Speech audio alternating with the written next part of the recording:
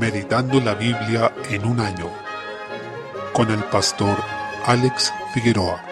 Día 19, mes 9, Isaías capítulo 30. Desde el versículo 12, el Señor continúa reprendiendo a su pueblo porque ha desechado su palabra, error que observamos también en Edén, cuando Adán y Eva creyeron a la serpiente que cuestionó la palabra de Dios, diciendo con que Dios os ha dicho, y les preguntó con la intención de que cuestionaran la palabra de Dios. Es allí donde comienza todo pecado. Por eso el Señor los reprende duramente cada vez que ve en ellos una actitud de desechar la palabra y confían en otra fuente, la que necesariamente será engañosa, pues nada que sea verdadero y bueno proviene de desechar la palabra. La consecuencia de este rechazo es la destrucción repentina. Ese pecado será como una pared que les cae encima. Quien lo cometa sufrirá el resultado de su desvío, que no puede ser otra cosa que ruina. Desde el versículo 15 recalca que, como rechazaron al Señor, quien es la única salvación, y prefirieron en su lugar acudir a medios terrenales, el Señor los entregará a su perdición. Quienes confían en el Señor no serán avergonzados, pero quienes lo rechazan no prosperarán, sino que sufrirán la destrucción. Desde el versículo 18, nuevamente las promesas o anuncios de juicio se mezclan con promesa de restauración. El Señor anuncia que su furor no será para siempre, sino que tendrá piedad. Jehová esperará para tener piedad de vosotros. Versículo 18. Es decir, habrá un momento de juicio y reprensión, pero también un tiempo en que Él tendrá misericordia, y los que esperan en Él son bienaventurados, pues llegará un momento en que nunca más llorarán, sino que habitarán seguros en su reino. Debemos esperar ese momento, asociarlo a que ya no habrá dolor, pues se nos promete una nueva creación cuando estemos en la santa ciudad. Notemos en esto que la restauración va ligada necesariamente con el arrepentimiento. El Señor no restaurará a los impenitentes, quienes están endurecidos en su pecado. Después de la disciplina, el Señor promete curar y bendecir a quienes se hayan quebrantado de corazón por su maldad. Desde el versículo 27, el Señor promete juicio contra Asiria. En Asiria podemos ver reflejado el juicio a los enemigos del pueblo de Dios, que primeramente son enemigos de Dios mismo. Aborrecen al Señor y por tanto aborrecen a su pueblo, lo que nos habla de el gobierno de Dios sobre las naciones, su total soberanía sobre los pueblos, que un día serán juzgados y quebrantados por su soberbia. Capítulo 31. El Señor nuevamente reprende a su pueblo por confiar en Egipto, en los versículos 1 al 3, por buscar ayuda en aquello que no salva, en fuentes terrenales, mirando con ojos carnales, fijándose en la fuerza humana, en el poder aparente, en vez de mirar al Señor, que es la única ayuda posible y real que podemos encontrar. No insultemos al Señor buscando ayuda en lo terrenal, en fuentes humanas que no pueden salvar, sino busquemos la ayuda que solo Él puede darnos por el poder de su Espíritu Santo en nosotros. Desde el versículo 4, el Señor protegerá y librará a su pueblo de sus enemigos, actuando con poder irresistible en favor de su pueblo. Desde el versículo 6, es conmovedor que, siendo Él el ofendido y habiendo sido abandonado por su pueblo, sea el Señor quien los invita a volver a Él. Siempre deberemos confesar que fue el Señor quien nos amó primero. Capítulo 32. Comienza anunciando en los versículos 1 al 8 el reinado de un rey justo, el Mesías prometido, quien sería como un refugio, como un escondedero contra la tormenta. Es decir, su reino traerá protección y alivio. Versículos 2 al 3. Y con él florecerá el entendimiento y la sabiduría espiritual, lo que es un anuncio de la obra del Espíritu Santo en los corazones de su pueblo. Versículos 3 y 4. Y habrá distinción entre los necios y los sabios, entre los justos y los impíos. Esto es fundamental para que el reino sea justo, ya que uno de los grandes males en este siglo es la corrupción que supone la mezcla de los necios entre los sabios y de los perversos entre los piadosos. Desde el versículo 9, advierte luego a las mujeres de Jerusalén sobre un juicio venidero, debido a su indolencia y soberbia. Notamos en la Escritura que la actitud de perseverar en el pecado creyendo que se podrá salir airoso en esa rebelión es lo que frecuentemente da paso al juicio de Dios, que desbarata esa soberbia y humilla a los de corazón confiado y altivo. Desde el versículo 15 se anuncia una restauración venidera, donde habrá justicia que tendrá como fruto la paz.